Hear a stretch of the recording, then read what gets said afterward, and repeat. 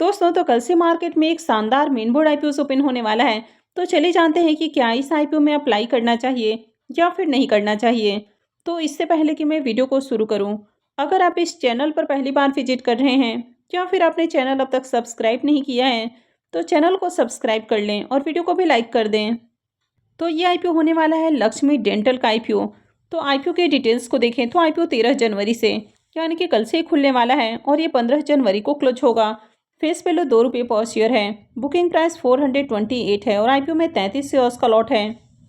IPO के size को देखें तो आईपीओ 698.06 करोड़ का है, जिसमें 138 करोड़ के फ्रेश इशू हैं और 560.06 करोड़ का ऑफर फॉर सेल रखा गया है। ये मेन बोर्ड आईपीओ है तो कंपनी बीएससी और एनएससी के ऊपर लिस्ट होने वाली है। आईपीओ में रिजर्वेशन पोर्शन को देखें तो इस आईपीओ में क्यूआईबीज के लिए 75% का पोर्शन है, जबकि रिटेलर्स के लिए आईपीओ में मात्र 10% का ही पोर्शन है।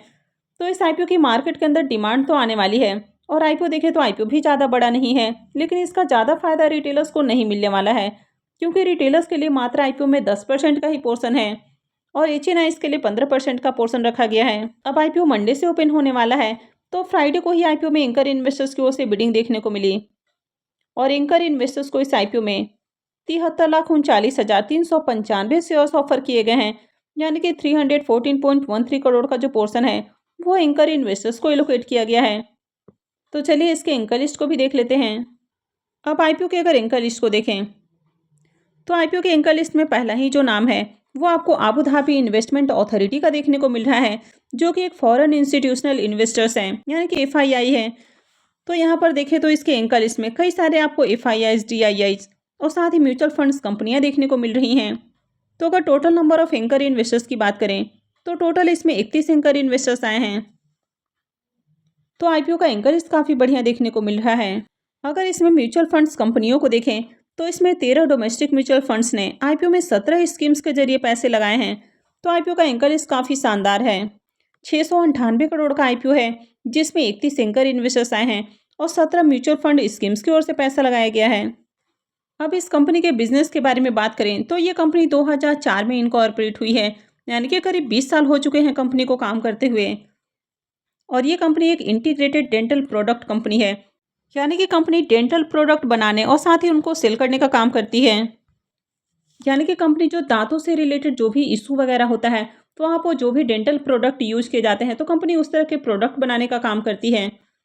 अब जैसे कि जिनके भी अगर दांत में किसी तरह की कैविटी वगैरह हो जाते हैं तो दांत को अगर वहाँ से उखाड़ दिया गया है तो उसके जगह जो नकली दांत लगाए जाते हैं, तो कंपनी उस तरह का जो नकली दांत है वो बनाने का काम करती है। या फिर किसी के अगर दांतों में कैविटी वगैरह लग जाता है तो उनके ऊपर से कैपिंग की जाती है, जिसको कि क्राउन बोला जाता है। तो कंपनी ब्रिजेस और क्राउन बनाने का काम करती है। तो ये कंपनी 3D प्रिंटिंग के जरिए जो माउथ की स्कैनिंग होती है, यानी कि जो भी दांतों की स्कैनिंग वगैरह है तो उस तरह की स्कैनिंग करती है और फिर वहाँ पर जो क्राउन या जो ब्रिजेस हैं तो वो बनाने का काम करती है। और कंपनी का ब्रांड नेम आपको टैगलेस के नाम से देखने को मिल जाता है।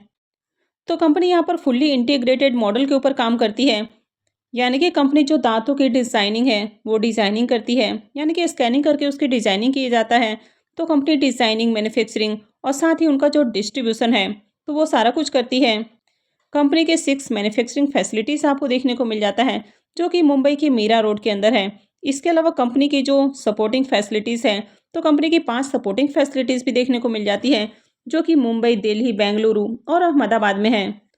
तो 30 सितंबर 2024 तक की बात करें तो कंपनी का नेशन वाइड आपको यहाँ पर नेटवर्क देखने को मिल जाता है, जिसमें 320 सिटीज़ के अंदर कंपनी के 22,000 से ज़्यादा क्लिनिक और डेंटिस्ट के साथ इनका टाई अप देखने को मिल जाता है, यानी कि नेटवर्क देखने को मिल जाता है।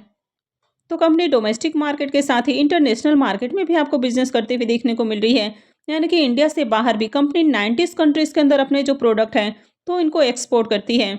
यानी कि ओवरऑल देखा जाए तो काफ़ी बढ़िया बिजनेस देखने को मिल रहा है। अब कंपनी के अगर फाइनेंशियल को देखें तो अगर एसेट की बात करें तो फाइनेंशियल 22 में कंपनी का एसेट जहां 102 करोड़ है, 23 में देखें तो ये घटकर 96 करोड़ देखने को मिला है और फाइनेंशियल 24 के अंदर देखें तो इसका एसेट बढ़ के फिर से 134 करोड़ देखने को मिल रहा है और फाइनेंशियल 25 के अंदर कंपनी का एसेट 158 करोड़ है।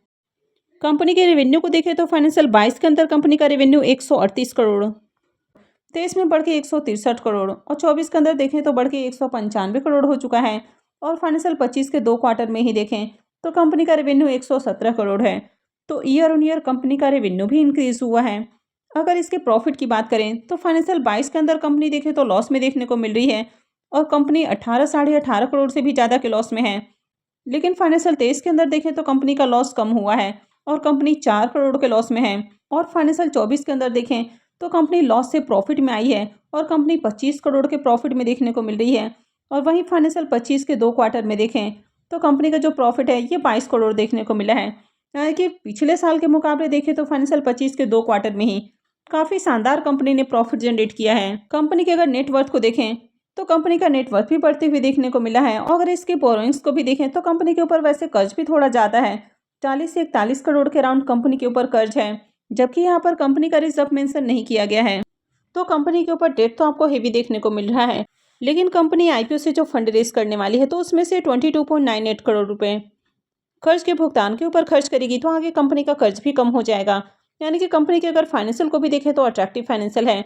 वैसे कंपनी फाइनेंशियल 23 तक आपको लॉस में ही देखने को मिल रही है, तो यही रीजन है कि इस आईपीओ में जो रिटेलर्स का पोर्शन है वो मात्र 10% का है। क्योंकि अगर कोई कंपनी अपना आईपीओ लेकर आ रही है और कंपनी प्रॉफिटेबल नहीं है, यानी कि लगातार कंसिस्टेंट अगर कंपनी 3 सालों से प्रॉफिटेबल नहीं है, तो ऐसे में उस आईपीओ में जो रिटेलर्स का पोर्शन होता है वो मात्र आपको 10% देखने को मिलता है। कंपनी के वैल्यूएशंस को देखें तो 2352 करोड़ की कंपनी है, यानी कि स्मॉल कैप साइज की कंपनी है।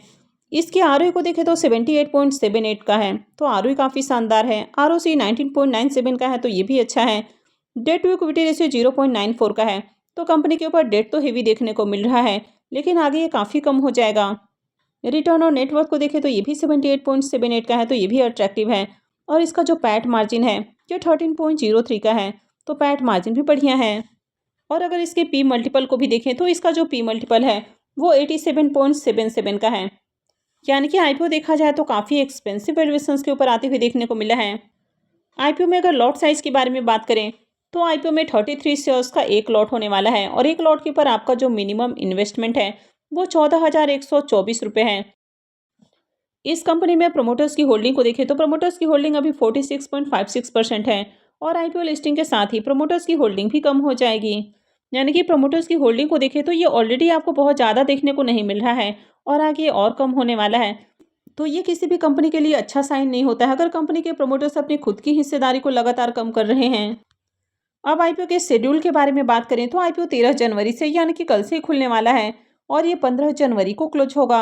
आईपीओ का जो अलॉटमेंट डेट है वो 16 जनवरी है, रिफंड डेट 17 जनवरी है, क्रेडिट डेट भी 17 जनवरी है और आईपीओ की लिस्टिंग 20 जनवरी को होने वाली है। अब इस आईपीओ के प्री मार्केट प्रीमियम को देखें तो वैसे तो इसका प्रीमियम 180 रुपये के ऊपर ओपन हुआ था, लेकिन अभी देखें तो ये थोड़ा डाउन है क्योंकि जब मार्केट में गिरावट आपको देखने को मिलती है तो उनका असर आपको ग्रे मार्केट के ऊपर भी देखने को मिलता है। तो फिलहाल इसका प्रीमियम 160 रुपये के ऊपर ट्रेड कर रहा है और आईपीओ में 33 शेयर्स का लॉट है, तो आईपीओ से 5,280 रुपये एक लॉट से प्रॉफिट हो सकता है। इसके प्रीमियम को देखें तो प्रीमियम 37% के ऊपर ट्रेड कर रहा है, तो प्रीमियम को देखें तो अभी भी प्रीमियम काफ़ी बढ़िया प्राइस के ऊपर देखने को मिल रहा है।